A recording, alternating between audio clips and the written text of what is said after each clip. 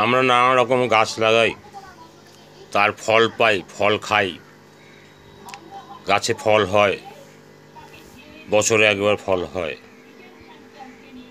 তাই বছরে একবার ফল আমরা খাই। যেমন কাঁঠাল বছরে একবার হয়, আম একবার হয়।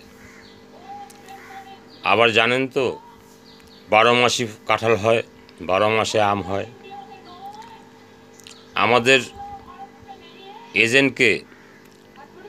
এজেন্ট যাদেরকে আমরা জয়েন করাই এবং কাজ শেখাই, তারা 12 মাসই ফল, তারা 12 মাসই আমাদেরকে ইনকাম দেয়।